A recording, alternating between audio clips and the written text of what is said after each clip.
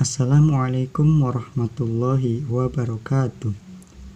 Pada kesempatan kali ini, saya mengajak Anda sekalian untuk belajar bersama mengenai hukum bacaan tajwid yang terdapat pada surat Al-Maryam ayat 1-4.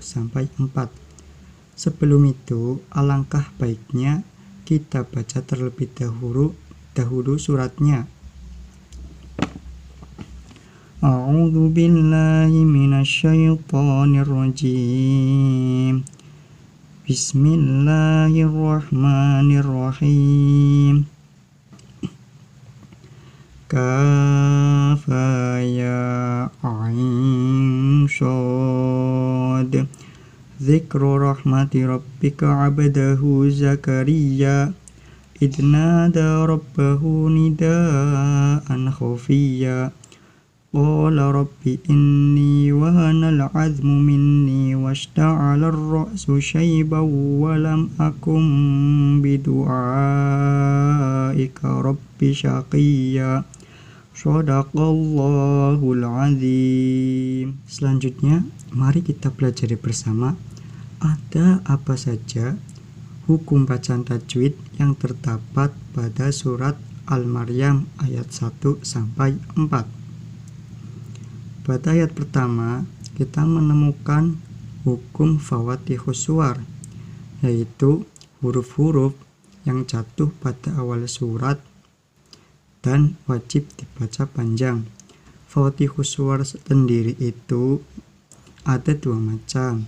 Yang pertama dengan panjang 3 alif, meliputi huruf nun, qaf, shad, ain, sin, lam, kaf, dan mim, atau biasa disingkat naqsha asalukum. Kemudian yang kedua dengan panjang 1 alif atau 2 harokat, meliputi huruf ha, ya, to, ha, dan ro, atau biasa disingkat hayyun tahuro. Apabila kita perinci, pada ayat pertama memiliki beberapa lafaz.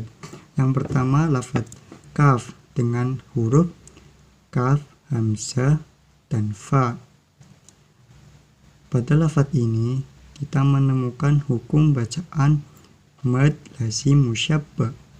Mad lazim musyabba terjadi yaitu apabila ada 3 huruf tunggal pada awal surat.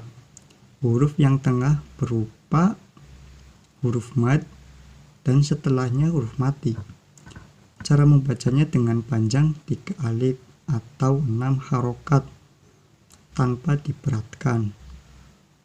Kemudian pada lafaz yang kedua ada ha dengan ha dan hamzah. Cara membacanya yaitu dengan hukum mad lazim mukhaffaf harfi. Mad lazim mukhaffaf harfi itu apabila 2 huruf yang diawali salah satunya hayyun tahuro berada pada awal surat, panjangnya dengan 2 harokat atau 1 alif. Kemudian lafaz yang ketiga ada ya dengan ya dan hamzah. Cara membacanya sama dengan lafaz yang kedua. Kemudian ada lafaz ain dengan huruf ain, ya, dan nun. Dan lafaz yang terakhir ada shad dengan huruf shad, alif, dan dal. Di antara ain dan shad ada hukum bacaan ikhfa berupa nun mati bertemu dengan shad. Dan yang terakhir pada lafaz shad terdapat qalqalah kubro. Qalqalah kubro terjadi apabila ada huruf qalqalah yang mati murni atau mati karena waqaf yang letaknya pada akhir kalimat. Kemudian ada hukum bacaan tafkhim pada lafaz dzikru rahmati rabbika rabbahu rabbi. Salah satunya ketentuan ro dibaca tafkhim, yaitu dengan ro berharokat fathah atau dhammah. Selanjutnya ada bacaan qalqalah sughra pada lafaz abda. Qalqalah sughra terjadi yaitu apabila huruf qalqalah mati asli atau murni pada pertengahan ayat.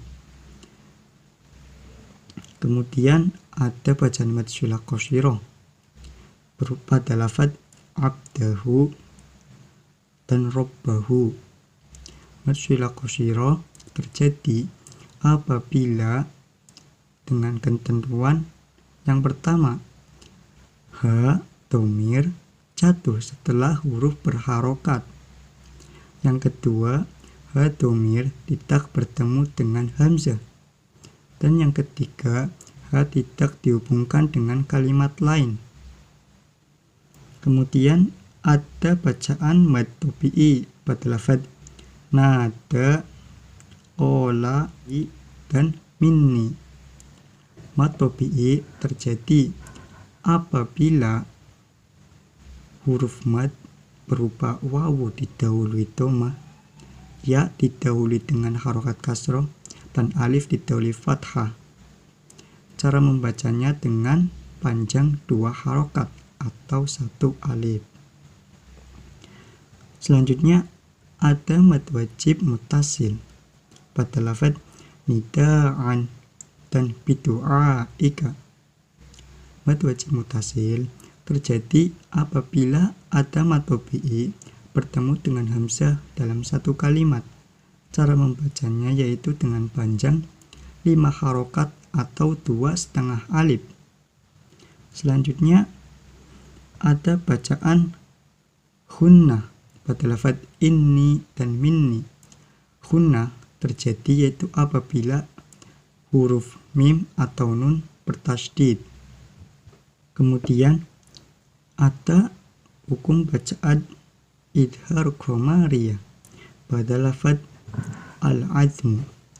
Idhar qamariyah terjadi yaitu apabila alif lam bertemu dengan salah satu huruf hamzah, ba, ghain, ha, ja, kaf, wawu, kha, fa, ain, qaf, ya, mim, dan ha, atau biasa disingkat abghi hajjaka wa khaf aqima.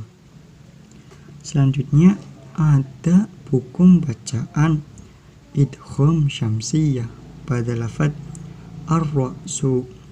Terjadi apabila ada alif lam bertemu dengan salah satu huruf to, tha, sho, ro, ta, do, za, nada, sya, za, sa, la, atau dalam nadom biasa disebutkan tib thumma syil rahman tafus tib thani'am tak su'adhani zur syarifa lil karom.